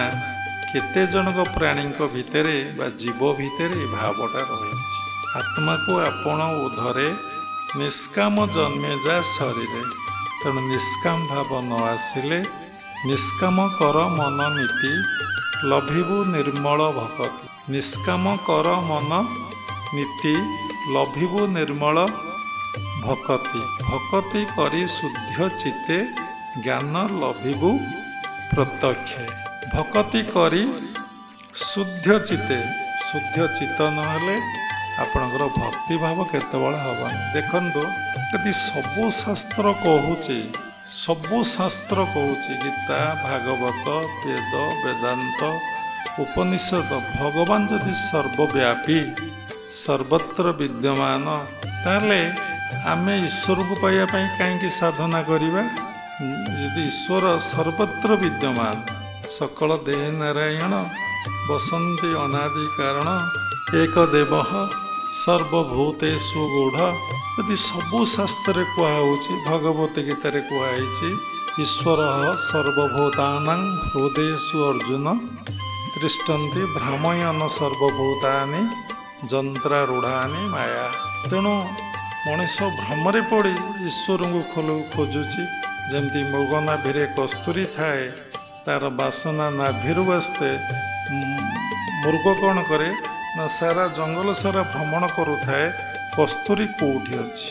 अंतस्थ आत्मान अजं न दृष्ट्वा भ्रमंती मूढ़ा गिरी गुरेशु। ये अंतर आत्मा अच्छे ये मूढ़ मन जानीपार नहीं से गिरिगुम्फे भ्रमण करुच्ची भगवान कोथाए भगवान कोथाए भगवान कोथाए। God is where, God is everywhere तार रियलाइजेशन ना। दौड़ची दौड़ची मंदिर को दौड़ची कुआड़ को जिते शुणिले जिते जानिले जिते बुझिले चेतना जाग्रत हो। सबु महापुरुष कहते तोरी देहरे देख दिशु अच्छी जक जक हेतु नकरीड़ मूढ़ दिने तू जीवु जम भुवन। तोहरी देहरे देख मो देहरे भगवान अच्छंती। Your body is temple of God. अपना शरीरटा ही भगवान कर मंदिर। ए मंदिर भितर सहस्र दल कमल रे परम पिता परम ब्रह्म जगन्नाथ बसिचंती। ए कथा बोधना जने साधु ए 2024 मसीहा 2 तारिख रे पुरी श्रीक्षेत्र में जाइलु। जने साधु बाहर बसी चुपचाप घोरी घारी बसी थे। से आमको देखिले आम देखिनु। से दौड़ के आसी प्रणाम कले। आम पचारू आपण ये बसी थे ना मुझे बाहर बसची। कहले भीतर को गले नहीं महाप्रभु को जगन्नाथ को दर्शन कर आसी था। से कहले ना मो मंदिर जाऊना। बोले कहीं बसचंती ना जड़े साथी जाइंट दर्शन करने मुझे अपेक्षा करी। दर्शन सरला में पलैजु। कहली कौन ठाकुर पर अभिमान? से कहले ना ठाकुर पर अभिमान नहीं। आपण एक कथा पचारतु ना।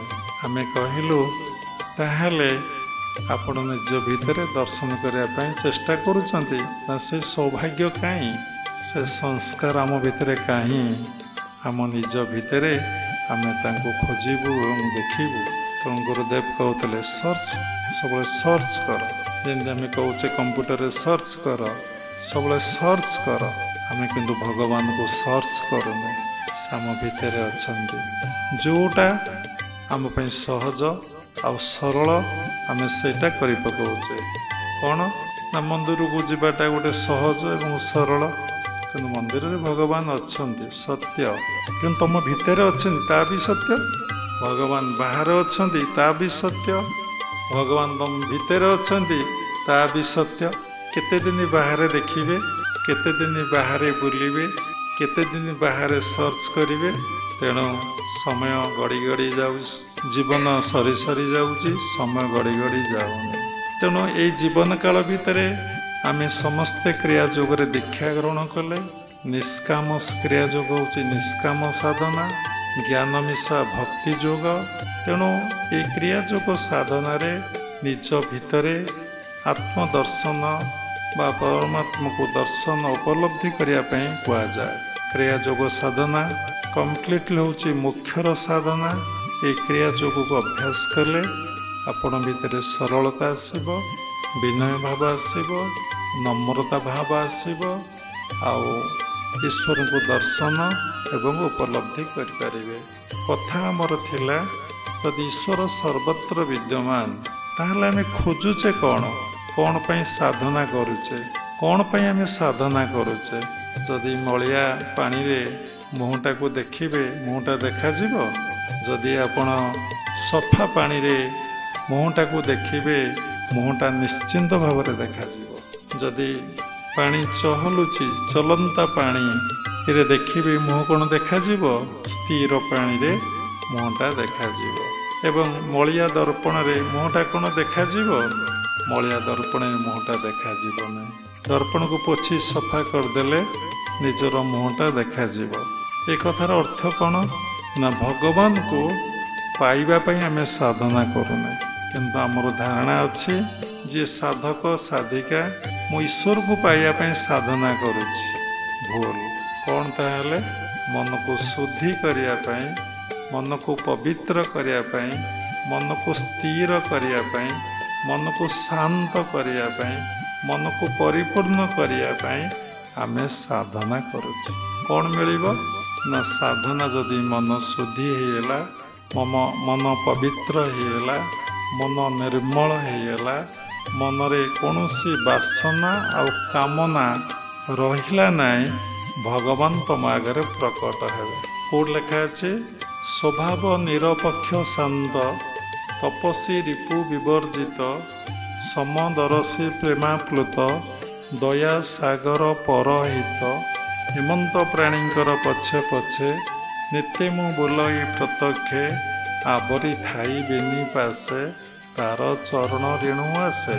स्वभाव साधना कले आपण निरपेक्ष हो, ध्यान कले निष्काम ध्यान कले आपण कौन हेबे ना निर्मल निरपेक्ष हो। देखंतु एबे सबुबले आपण पक्ष धरुचंती, सबुबले पक्ष, जोटी स्वार्थ अछि सेठी पक्ष, जोटी स्वार्थ नहीं किछि नहीं पक्ष पक्ष नहीं। भाई तुमर कौन है मोर कौन गला, यदि पान खंडिए खाइथे, चाहा टिके पीथे कि टंका पैसा आनीथे, कौन से रिलेसन तब आप ठकिणी पक्षटा धरदेवे, पक्षटा धरदेवे। करूना निज मन को देखुना, साधना कले आपण मन कौन हम निरपेक्ष हो, जमा आपण पक्ष धरबेनि। जेते आत्मीय लोक हो, जोटी खाई था, जोटी बसी था, जोटी उठी था, सत्य को आप उपस्थापना करेंगे। स्वभाव होची निरपेक्ष और शांत। जे निरपेक्ष हुए से शांत हुए, जे पक्ष धरिब से शांत रही पारिबनि। स्वभाव निरपेक्ष शांत, तपस्वी रिपु विवर्जित, से तपस्या सबले थाए। मान अपमान निर्यातना दुख कष्ट हानि लाभ मंद खरा कुहुरी काकर वर्षा शीत कौथ को से भ्रुक्षेप करे। शीत हूँ आम जीवानी आश्रम सत्संग शुणा ना, आर कौन शीत दिने शीत हुआ ना, खरा दिने कौन खरा हुआ ना, वर्षा दिने कौन वर्षा हुआ ना। स्वभाव निरपेक्ष शांत, तपस्वी रिपु विवर्जित। रिपु बोले मनीषर षड रिपु अच्छी, काम क्रोध लोभ मोह मद मात्सर्य, सबु जिनस सृष्टि होची कामनारो। काम अर्थ जे सेक्स थॉट्स ताको जे बुझीची, एनी डिजायर होची आपणकर काम बा कामना। एनी डिजायर, घर करिबी, बा हेबी, पाठ पढ़ी, चाकरी करी, इंडस्ट्री करी, प्राइम मिनिस्टर हेबी, एनी डिजायर। खाली जे सेक्स थॉट्सटा जे काम आम भूल भावुचे सेटा नुहे। तपस्वी रिपु विवर्जित, षड रिपु। गोटे रिपु को आपण, रिपु अर्थ कौन ना शत्रु। ये जे आमर शत्रु, एनी डिजायर जे मोर शत्रु, मते कथा जना ना। सबुटा दुख दब, ए घरटा है दिन दुख दब, दुख देकी घर है, सुख देकी घर है। घर है पर जो सुख मिला तापर भी दुख मिल, विभिन्न प्रकार प्रोब्लेम देखा दब। तेणु कामना कले गोटे लोक रागुचे, जड़े लोक बहुत रागुचे, तार कारण कौन?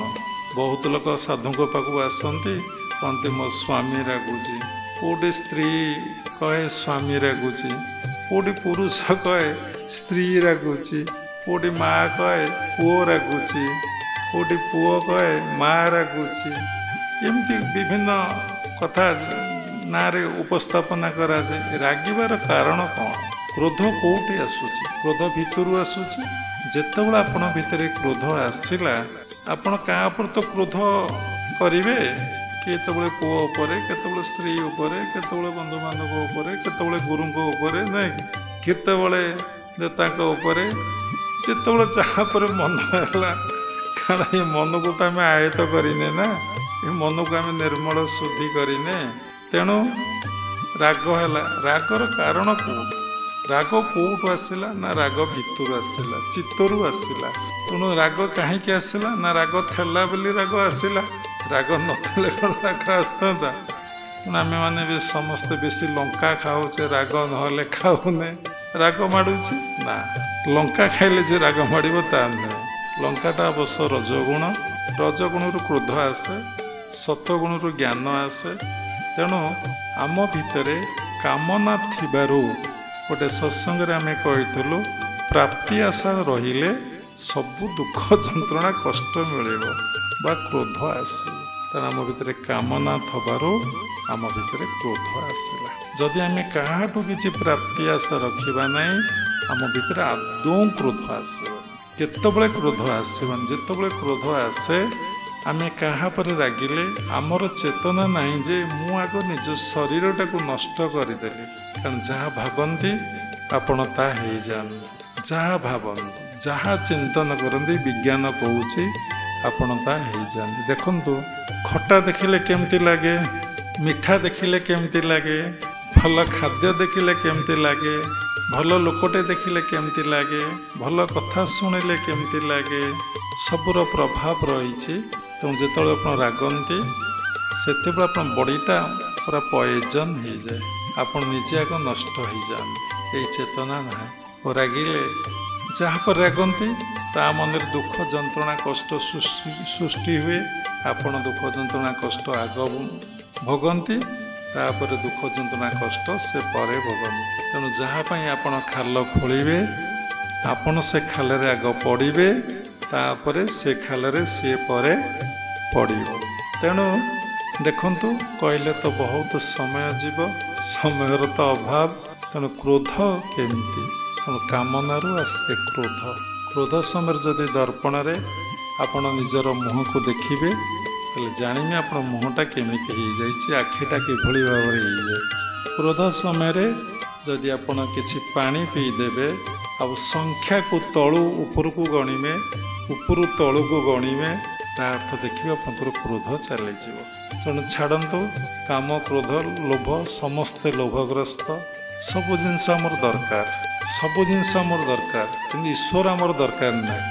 ଆଉ ସବୁ ଦରକାର, ଈଶ୍ୱରକୁ ମାଇନସ୍ କରିଦେଇ ଆମର ସବୁ ଦରକାର।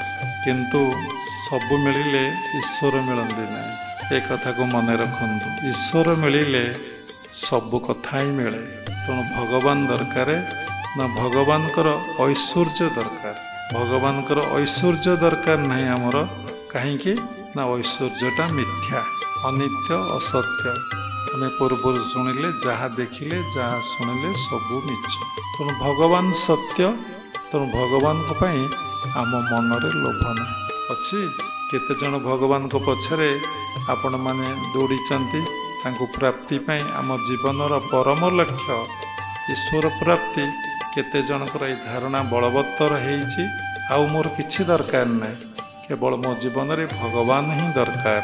ତାଙ୍କରି କଥା ଶୁଣିବି, ତାଙ୍କୁ ଧ୍ୟାନ କରିବି, ତାଙ୍କୁ ଜପ କରିବି, ତାଙ୍କ ପିତାର୍ଥେ କର୍ମ କରିବି, ଆଉ ସରିଲା, ଆଉ କିଛି ଦରକାର ନାହିଁ। ଏଇଟା କାମନା ନୁହେଁ, ଏଇଟା ନିଷ୍କାମ। ତେଣୁ କାମ, କ୍ରୋଧ, ଲୋଭ, ମୋହ, ନା ଏଇଟା ତ ନହେଲେ ହବ ନାହିଁ। ଆଉ ସେଇଟା ହେଉଛି ମୋହଗ୍ରସ୍ତ। ଲୋଭ ଆସେ, ଲୋଭଟା ଯେତେବେଳେ ଅତି ବଳବତ୍ତର ହେଇଯାଏ, କ୍ରିୟାଶୀଳ ହେଇଯାଏ, ଆମେ ତାକୁ କ'ଣ କହୁ? ନା ମୋହ କହୁ। କାମ, କ୍ରୋଧ, ଲୋଭ, ମୋହ।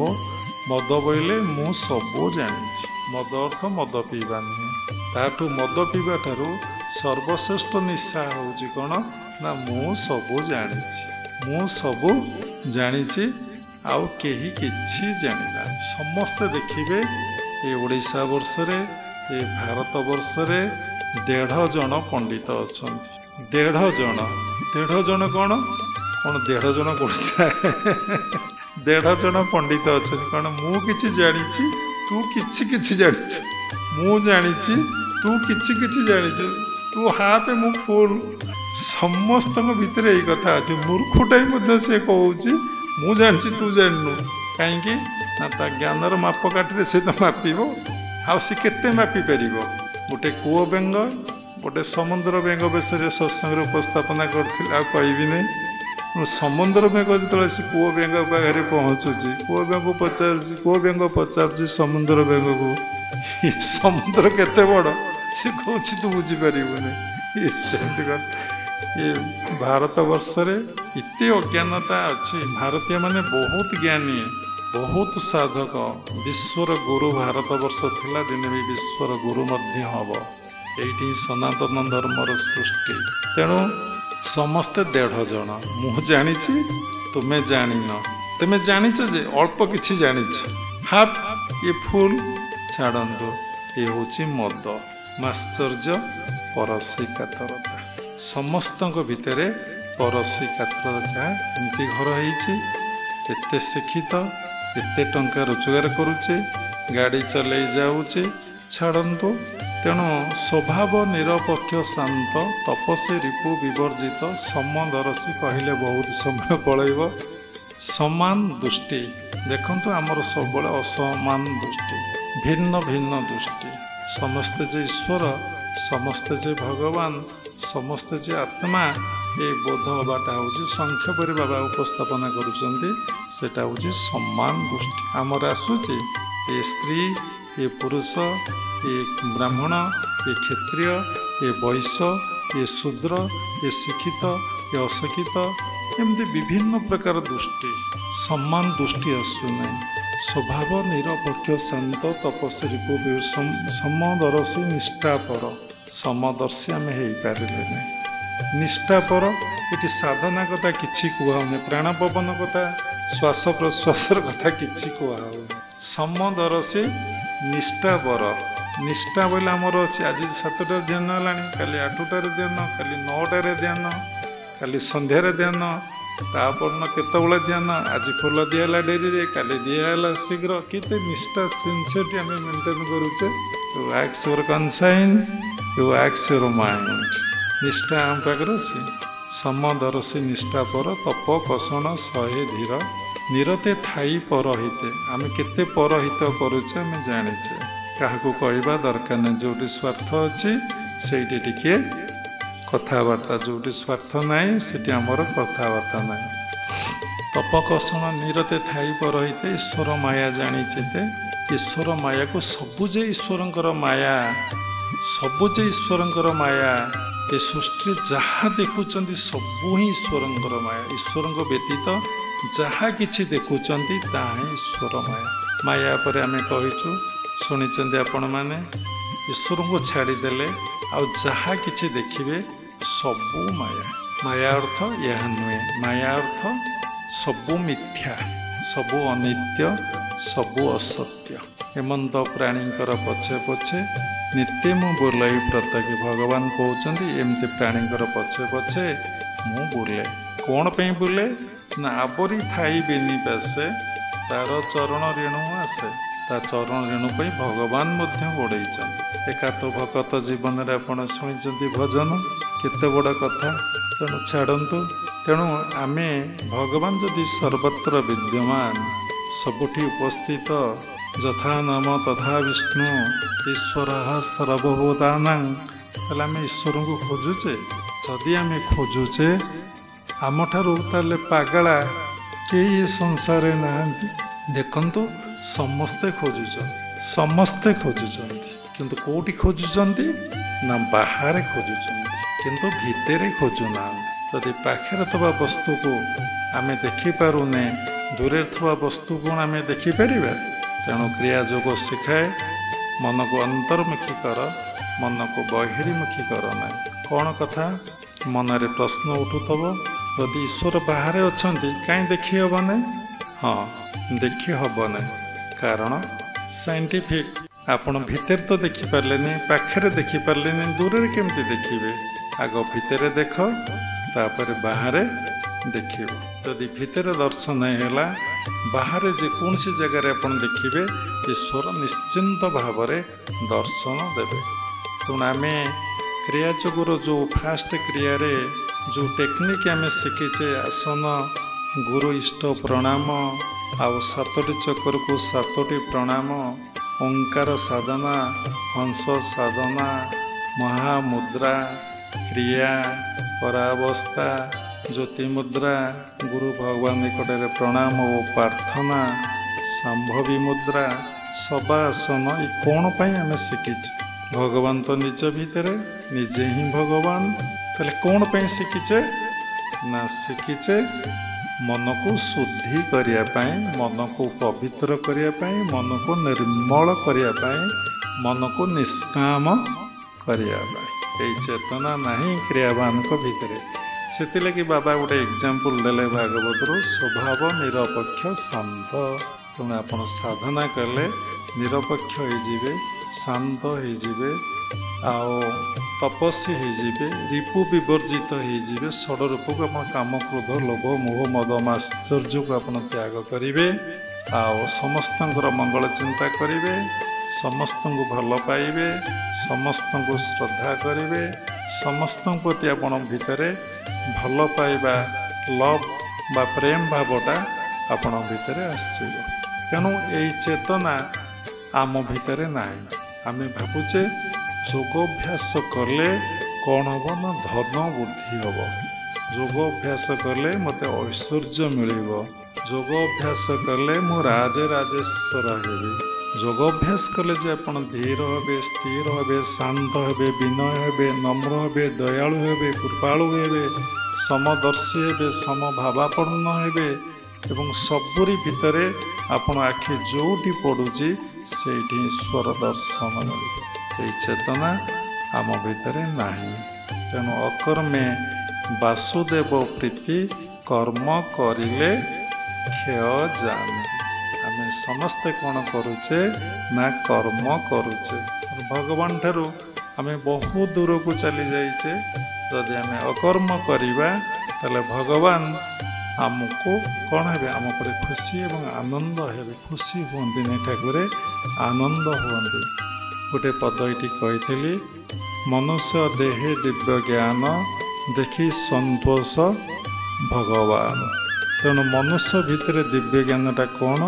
ନା ଆତ୍ମଜ୍ଞାନକୁ ଦିବ୍ୟ ଜ୍ଞାନ କହନ୍ତି। ତ ସର୍ବଭୂତରେ ଆପଣ ଆତ୍ମଦର୍ଶନ କରିବେ। ସବୁରି ଭିତରେ ମୋ ପ୍ରଭୁ, ଯତ୍ର ଯତ୍ର ନେତ୍ର ପଡ଼େ ତତ୍ର ତତ୍ର ଇଷ୍ଟସ୍ଫୁରେ। ଯେଉଁଠି ନେତ୍ର ପଡ଼ୁଛି ସେଇଠି ମୋ ଭଗବାନ, ମୋ ପ୍ରଭୁ। ହେଲେ ଏଇଟା ହେଲା ଭକ୍ତି ଯୋଗ। ଯେଉଁ ଭକ୍ତି ଯୋଗ କଥା ଆପଣମାନେ କରୁଛନ୍ତି ତା ପ୍ରିଲିମିନାରୀ ଷ୍ଟେଜ୍, ତା ଗୋଟେ ଭାବପ୍ରବଣତା, ତା ରିଅଲ୍ ଭକ୍ତି ନୁହେଁ। ଭଗବାନ ପ୍ରତି ଚରମ ଆକର୍ଷଣ, ଚରମ ଭଲ ପାଇବା ଏବଂ ତାଙ୍କ ନିକଟରେ ନିଜକୁ ପୂର୍ଣ୍ଣ ମାତ୍ରାରେ ସମର୍ପଣ କରିବା, ସର୍ବତ୍ର ତାଙ୍କୁ ଦର୍ଶନ, ଉପଲବ୍ଧି, ଅନୁଭବ କରିବାଟା ହେଉଛି ପ୍ରକୃତ ଭକ୍ତି। ଶାସ୍ତ୍ରରେ ଅନେକ ପ୍ରମାଣ ଅଛି। ବାବା ସେ ପ୍ରମାଣ କରିବାକୁ ଚାହୁଁନାହାନ୍ତି। ବାବା ଯେତିକି ଦିନ ସାଧନା କରିଛନ୍ତି ତା ନିଜସ୍ୱ ଉପଲବ୍ଧି, ଅନୁଭବ କଥା ସେ ଉପସ୍ଥାପନା କରୁଛନ୍ତି। ତେଣୁ ନିଷ୍କାମ କର୍ମ କର ମନ ନୀତି, ନିଷ୍କାମ କର୍ମ ଅଟେ ଭକ୍ତି। ଭକ୍ତି କରି ଶୁଦ୍ଧ ଚିତ୍ତେ, ଜ୍ଞାନ ଲଭିବୁ ତୁ ପ୍ରତ୍ୟକ୍ଷେ। ତେଣୁ ଭକ୍ତି ଯଦି ଶୁଦ୍ଧ ଚିତ୍ତରେ ଆପଣ କରିବେ, ଆପଣ ଜ୍ଞାନ ଲାଭ କରିବେ। କି ଜ୍ଞାନ? ନା ଆତ୍ମଜ୍ଞାନ। ତେଣୁ ଆମେ ଯାହା ତପସ୍ୟା କରୁଛେ, ଉପାସନା କରୁଛେ, ଯାହା କିଛି କରୁଛେ ଚିତ୍ତ ଶୁଦ୍ଧି ପାଇଁ। ଚିତ୍ତ ଶୁଦ୍ଧିର 3ଟି ଲକ୍ଷଣ ଆସିବ। ଯଦି 3ଟି ଲକ୍ଷଣ ଆପଣ ଭିତରେ ପ୍ରକାଶ ପାଇବ ତାହେଲେ ଆପଣ ଜାଣିବେ ଯେ ଆପଣଙ୍କର ଚିତ୍ତ ଶୁଦ୍ଧି ହେଇଯାଇଛି।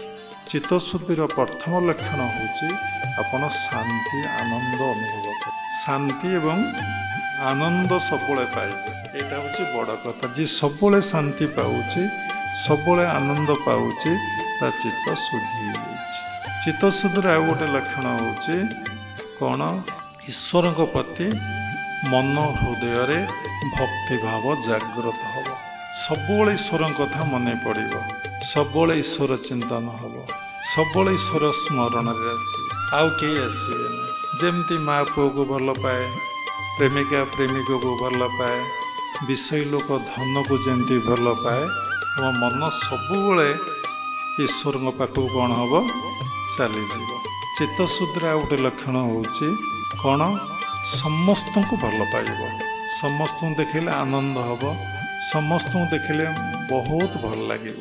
ଏଇ ତିନୋଟି ଲକ୍ଷଣ ଯଦି ଆସିଲା ଆପଣଙ୍କର ଚିତ୍ତଶୁଦ୍ଧି ହେଲା। ଫାଷ୍ଟ ମାନସିକ ଶାନ୍ତି ପାଇବ, ଈଶ୍ୱର ପ୍ରତି ହୃଦୟରେ ଭକ୍ତିଭାବ ଆସିବ, ଆଉ ସମସ୍ତଙ୍କୁ ଦେଖିଲେ ତୁମେ ଆନନ୍ଦ ଅନୁଭବ କରିବ।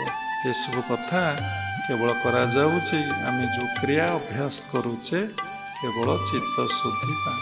ଯେଉଁ ସାଧକର ଚିତ୍ତଶୁଦ୍ଧି ହେଇଯାଇଛି ସେ ସାଧକ ଅନୁଭବ କରିବ। କ'ଣ ଅନୁଭବ କରିବ? ମୁଁ ସେଇ ଆତ୍ମା, ମୁଁ ସେଇ ବ୍ରହ୍ମ, ମୁଁ ସେଇ ଭଗବାନ। ଆଉ କ'ଣ ଅନୁଭବ କରିବ? ନା ସମସ୍ତେ ସେଇ ଆତ୍ମା, ସମସ୍ତେ ସେଇ ଭଗବାନ, ସମସ୍ତେ ସେଇ ବ୍ରହ୍ମ। ମୁଁ ଆତ୍ମା, ଆଉ କେହି ଆତ୍ମା ନୁହେଁ। ଯାହା ଭିତରେ ବୋଧ ହେଲା ତାର ଚିତ୍ତଶୁଦ୍ଧି ହେଇନାହିଁ। ତେଣୁ କ୍ରିୟାଯୋଗ ଆମକୁ କ'ଣ ଶିଖାଏ? ନା କ୍ରିୟାଯୋଗ ଆମକୁ ଶିଖାଏ ସର୍ବ ଖଲିଦଂ ବ୍ରହ୍ମ। ଆମେ ମୁଁ ସେଇ ବ୍ରହ୍ମ, ସମସ୍ତେ ସେଇ ବ୍ରହ୍ମ, ମୁଁ ସେଇ ଆତ୍ମା, ସମସ୍ତେ ସେଇ ଆତ୍ମା। ତା ଭିତରେ ବୋଧ ହୁଏ ସେ ପରିପ୍ରକାଶ କରିପାରେ ନା। ଯିଏ ପରିପ୍ରକାଶ କରେ ତା ଭିତରେ ସେ ଅବସ୍ଥା ହେଇନଥାଏ। ଯାହା ଭିତରେ ପରିପ୍ରକାଶର ଯିଏ କରିଦେଲା ତା ଭିତରେ କ'ଣ ଭାବ ଆସିଲା? କର୍ତ୍ତା ଭାବ ତା ଭିତରେ ଆସିଲା। ଯେତେବେଳେ କର୍ତ୍ତା ଭାବ ତା ଭିତରେ ଆସିଲା ତା ଭିତରେ ମୁଁ ମୋର ଭାବ ଆସିଲା। ଭଗବାନ କେତେବେଳେ କୌଣସି ଜାଗାରେ ଭଗବାନ ବୋଲି କହିନାହାନ୍ତି। ଯେଉଁ ଏବେ କଳି ଯୁଗରେ ମହାପୁରୁଷ ମାନେ ଯେଉଁ ଭଗବାନ ବୋଲି କହୁଛନ୍ତି ସେମାନେ ଆକ୍ଚୁଆଲି ଭଗବାନ ନୁହନ୍ତି। ତେଣୁ ସେମାନଙ୍କୁ ଭଗବାନ ପନିସମେଣ୍ଟ, ସିଭିୟର ପନିସମେଣ୍ଟ ଦିଅନ୍ତି। କହିଲେ ବହୁତ ସମୟ ଲାଗିବ। ନିଆଁ କେବେ କହେ ନାହିଁ ମୁଁ ନିଆଁ, ପାଣି କେବେ କହେ ନାହିଁ ମୁଁ ପାଣି, ମାଟି କେବେ କହେ ନାହିଁ ମୁଁ ମାଟି, ଆକାଶ କେବେ କହେ ନାହିଁ ମୁଁ ଆକାଶ, ଭକ୍ତ କେବେ କହେ ନାହିଁ ମୁଁ ଭକ୍ତ, ଜ୍ଞାନୀ କେବେ କହେ ନାହିଁ। କେଉଁ ଜ୍ଞାନୀ? ଆତ୍ମଜ୍ଞାନୀ। ମୁଁ କେତେବେଳେ ଜ୍ଞାନୀ। ଲୋକମାନେ କହିବେ ତୁମେ କ'ଣ? ଲୋକ ବେଲେ ସେଇ ଭଗବାନ ପରମାତ୍ମା ପରମବ୍ରହ୍ମକୁ ଭଲ ପାଇଲେ, ତାଙ୍କ ନିକଟରେ ନିଜକୁ ସମର୍ପଣ କରିଦେଲେ, ତାଙ୍କର ପିତ୍ରାର୍ଥେ କର୍ମ କରିଲେ, ଈଶ୍ୱର ତୁମକୁ କ'ଣ ପ୍ରାଇଜ୍ ଦେବେ ସେ କଥା ସେ ଜାଣନ୍ତି। ଗହନା କର୍ବଣ ଗତି, କର୍ମର ଗତି ଅତି ଗହନ, ଯାହାକୁ ମୁନି ଋଷିମାନେ ଭେଦ କରିପାରିଲେ ନାହିଁ। କେତେବେଳେ କର୍ମ କାହାକୁ କୁଆଡ଼କୁ ନେବ, କିଭଳି ଭାବରେ ନେବ, କେଉଁଠି ରଖିବ, କେଉଁଠି ଥୋଇବ, କେଉଁଠି ପକାଇବ, ସମସ୍ତଙ୍କର କିଛି କିଛି ଅନୁଭୂତି ଅନୁଭବ ରହିଛି। ତେଣୁ ସବୁବେଳେ ନବବର୍ଷରେ ନିଜକୁ ନୂଆ କରି ଗଢ଼ି ତୋଳନ୍ତୁ, ନିଜ ଜୀବନକୁ ନୂଆ କରି ଗଢ଼ି ତୋଳନ୍ତୁ। ଗୁରୁଦେବ ପ୍ରତ୍ୟେକଟି କଥା ଭିତରେ କହୁଥିଲେ ପ୍ରତ୍ୟେକଟି ମୁହୂର୍ତ୍ତରେ ଆପଣମାନେ ନିଜକୁ ନୂଆ ନୂଆ ଗଢ଼ି ତୋଳନ୍ତୁ। ତେଣୁ ପ୍ରତିଜ୍ଞାବଦ୍ଧ ହୁଅନ୍ତୁ, ନବବର୍ଷରେ ମୁଁ ସାଧନାରେ ନିଷ୍ଠା ରଖିବି, ପ୍ରତ୍ୟେକ ଦିନ ନିୟମିତ ଧ୍ୟାନ କରିବି ଏବଂ ଅଲଗା ସମୟରେ ମୋ ବାବା ମୋ ଗୁରୁଦେବ ଯେଉଁ ଉପଦେଶ ମୋର ଦେଇଛନ୍ତି, ମୋର ପଥ ପ୍ରଦର୍ଶକ ମାର୍ଗଦର୍ଶକ ଯେଉଁ ଉପଦେଶ ଦେଇଛନ୍ତି ସେ ଉପଦେଶକୁ ମୁଁ ଅକ୍ଷରେ ଅକ୍ଷରେ ପାଳନ କରିବି। ନିଷ୍ଠାପର ହେଲେ ଭଗବତ କୃପା ପ୍ରାପ୍ତି ହେବ। ଭଗବାନ ତ ମୋ ପଛରେ ଗୋଡ଼େଇବେ। ତାପରେ ପ୍ରତ୍ୟେକଟି ମୁହୂର୍ତ୍ତରେ ଦେଖିବେ ମୁଁ କ'ଣ ଥିଲି, ନିଜକୁ ସମୀକ୍ଷା କରନ୍ତୁ। ସମୀକ୍ଷାର ସମୟଟା ତ ସବୁବେଳେ, କିନ୍ତୁ ଗୋଟେ ଉପଯୁକ୍ତ ସମୟ ଅଛି ସମୀକ୍ଷାର ସମୟ। ସେ ସମୟଟା ହେଉଛି ରାତିରେ ଶଯ୍ୟାକୁ ଗଲାବେଳେ। ଚିନ୍ତା କରିବେ ପ୍ରଭୁ ଆଜି ଦିନଟା ମୋର ଗଲା, ଆଉ ଏ ଦିନ ଫେରିବ ନାହିଁ, ମୋ ଜୀବନ ସରି ସରି ଯାଉଛି। କେତେ କ'ଣ କଲେ, କ'ଣ କରିବା କଥା କ'ଣ କଲେ, କେତେ ଭୁଲ କଲେ, କେତେ ଠିକ୍ କଲେ, କେତେ ଜୀବନକୁ ସତରେ କାଟିଲେ, କେତେ ଜୀବନକୁ ଅସତରେ କାଟିଲେ, କେତେ ସକାମରେ କାଟିଲେ, କେତେ ନିଷ୍କାମରେ କାଟିଲେ, କେତେ ମୋ ସଂସାର ପାଇଁ ସମୟ ଦେଲେ, जे मोर प्रियतम मो भितर रही श्वास प्रश्वास नौचंती तांको पई मो केते समय देबी। प्रत्येक दिन समीक्षा करंतु, व्यस्त हुंतु नहीं। जहाँ शिखिबे ताकू कार्यकारी करिया पई चेष्टा करंतु, जहाँ शिखिबे ताकू कार्यकारी करिया पई चेष्टा करंतु। जहाँ शिखिले हेई पारलाने बोली व्यस्त हुंतु नहीं। आउ सब गोटे कथा मन रखिबे, मोर उपलब्धि अनुभव कथा मु आपन कहूची, से गोटे कथा जदि सब जगिबे, मंत्र मूलम गुरुर वाक्य। कौन मंत्र ना मो बाबा जहाँ कही मो पाई मंत्र, मोर किछि दरकार नहीं। मु सब गोटे काम करी, से कामटी हूँ साधना। भगवान को पाइया जहाँ अभ्यास करा जाए ताकू साधना कुआ जाए। अलगा प्राप्ति जहाँ करा जाए ताकू साधना कुआ जाए, कर्म कुआ जाए। तेणु ईश्वर प्राप्ति जो जो कौशल को मु प्रयोग करी ताकू साधना करा जाए। सब गोटे कथा आपण मन रखिबे, से कथाटी होउची मु जोटी थिबी, जोटी बसी थिबी, जहाँ करूथिबी सबुबले केमती मु साधना रे रही। खाली एतिकी मन रखुन, ओनली गोटे जिनस जदि सजाड़ी देबे आपणकर सबू जीवन चित्त शुद्धि हो जीवो। कौन से साधना ना गुरुदेव कहते आम क्रिया जोग दीक्षा ग्रहण करूँ। केतल अजपार रही श्वास प्रश्वास रही, केतबले आज्ञारे रही, केतबले सहस्रारे रही। कहा को विरोध करेंगे नहीं, कहार को निंदा करेंगे नहीं, कहार को घृणा करेंगे नहीं, कहार को समालोचना करेंगे नहीं। सबकिछि ईश्वर सृष्टि, सबकिछि ईश्वर करुचंती, कराउचंती, अनुभव करेंगे। आज 10टारे खाइले ताहा ईश्वर इच्छा, काली 11टारे खाइले ताहा ईश्वर इच्छा। तो बाबा भी कहले निष्ठा रखिए, पुणी कहले 11टा ना, केतबले हैला ताहा प्रभुर इच्छा। जानी शुणी करने केतबले चेष्टा करेंगे नहीं। कोटी सम्मान पाइले ताहा ईश्वर इच्छा, कोटी निंदा पाइले ताहा ईश्वर इच्छा। किए देला ताहा ईश्वर इच्छा, कि नदेला ताहा ईश्वर इच्छा। समर्पण परे आ विचार न थाए, आ कर्ता भाव न थाए। तुम साधना करी करी चलतु, निज मन शुद्धि हो, निज मन पवित्र हो, निज मन निर्मल हो। अंतकरण मन बुद्धि अहंकार चित्त को अंतकरण कुआ जाए। मन बुद्धि अहंकार चित्त सबू शुद्धि हो, मन शुद्धि हो, बुद्धि शुद्धि हो, अहंकार शुद्धि हो, चित्त शुद्धि हो। कौन मन शुद्धि हम? मनरे ईश्वर चिंता भी तो द्वितीय चिंता रही। बुद्धि कौन शुद्धि हो ना, ईश्वर प्राप्ति पे मोर जन्म, मोर कौथि आ जन्म ना, बुद्धि निर्णय करदेला। अहंकार कौन शुद्धि हम? मु जड़े व्यक्ति, मु श्रद्धानंद बोध रही, मुझे आत्मा परमात्मा अंश विशेष। आप अहंकार शुद्धि है।